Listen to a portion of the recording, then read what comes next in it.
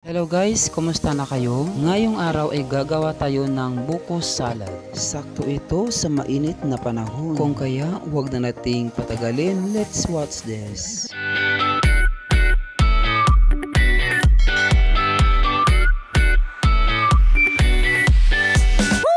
Mainit ang panahon, isa sa mga pamatid-uhaw ang sabaw nito. Ito ay nakaka-refresh dahil sa natural na tamis ng buko juice.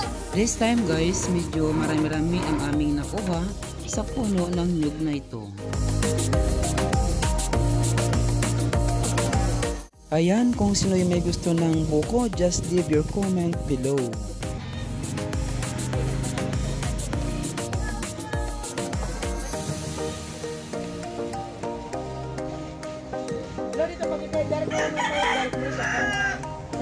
Oh, sabaw.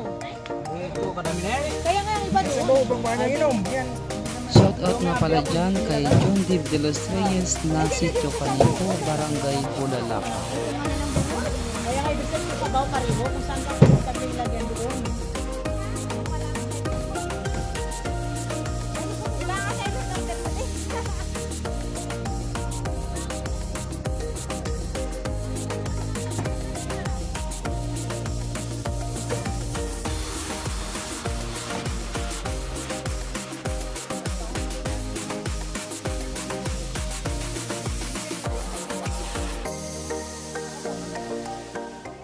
Upang maging kaya-ayang tignan, gamitin ang pangkayod sa buko na ani mo yung magmumukha itong spaghetti.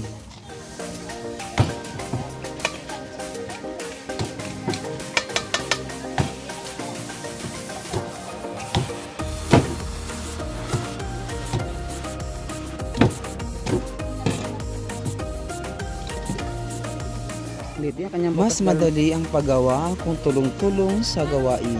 Medyo matrabaho rin talaga yung paggawa ng buko salad kung kaya ang lahat ay tulong-tulong din sa paggawa. So, kailangan dito yung mahabang pasensya at tiyaga sa ating ginagawang ito.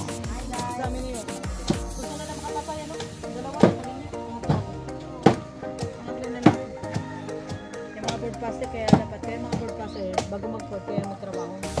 Ayan, medyo malapit na tayong matapos. So yung ating kinayod na yan ay ilalagay natin sa isang malaking kaldero upang dyan tayo mag-mix ng kanyang mga ingredients.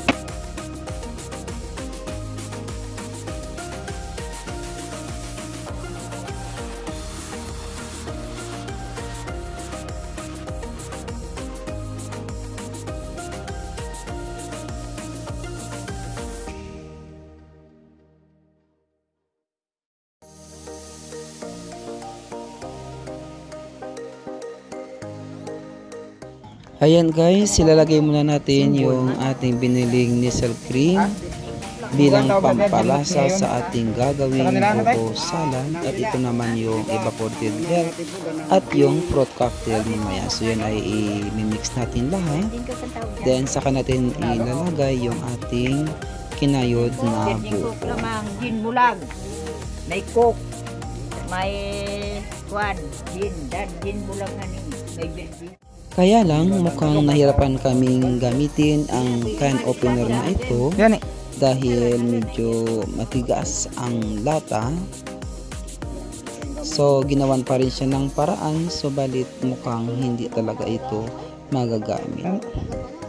So mas mainam na kumuha na lang tayo ng ibang pangbukas sa ating fruit cocktail.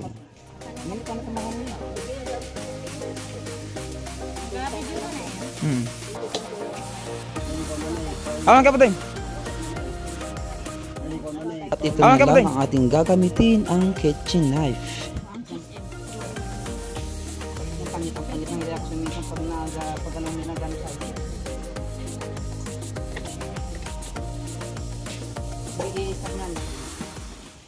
Imimix na natin yung ating kinayod na buko sa kanyang mga ingredients na nakalagay sa isang malaking kaldero upang matansya natin yung lasa nito kung siya ba ay matamis na o mas kinakailangan pang lagyan natin ng asukal or evaporated milk para mas lalo siyang tatamis.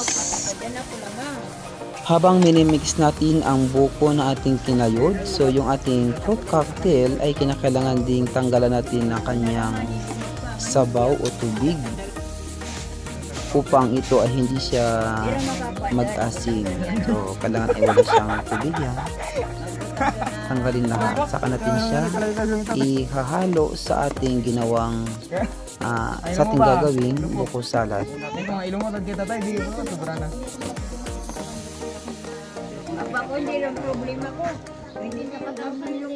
At ngayon guys ay ilalagay na natin yung fruit cocktail sa ating kinayod na buko na mayroon ng mga ilang ingredients na ating nilagay kanina or mga pampalasa. So ayan, so kinakailangan natin siyang i-mix or ihalo ng ihalo upang maging mas balanse yung kanyang tamis o lasa ng ating ginagawang buko salad. So ayan, lahat na yan ihalo na natin dyan. Halo-halo siya. Dito, kapanood. Ayan, napakagandang tignan.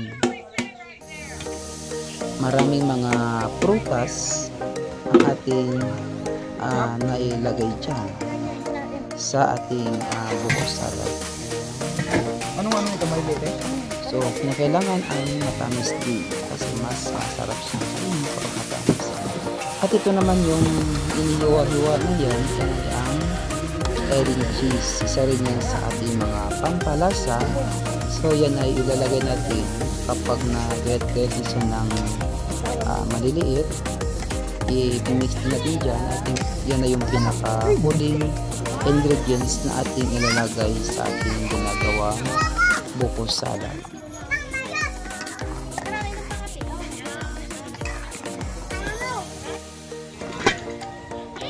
Mungutay, maginom ka naman ng tamis.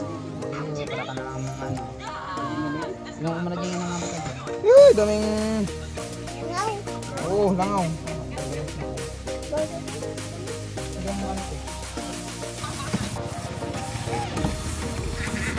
Nagkasakit na siya kanina. Hindi, pangmura na yan.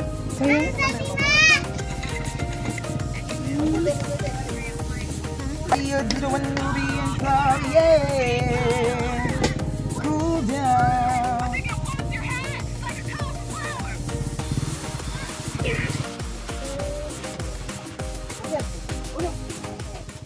Ilalagay na natin ngayon ang cheese na ating isa sa mga pampalasa sa ating ginagawang buko salad. So, ihalo-halo natin yan ng maayos para maging balanse ang lahat ng kanyang lasa. Nagdaan dito na siya.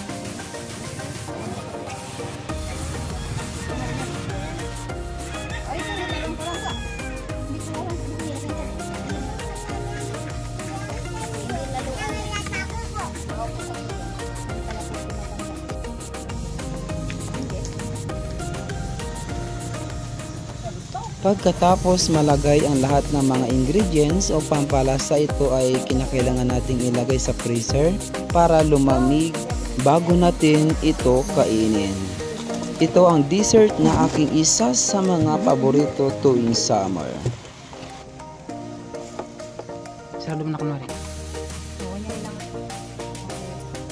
Serum na maayos.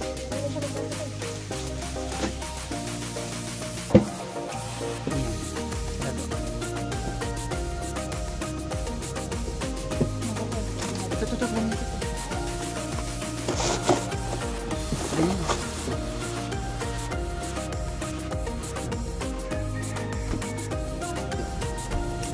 Para sa mainit na panahon, buko salad.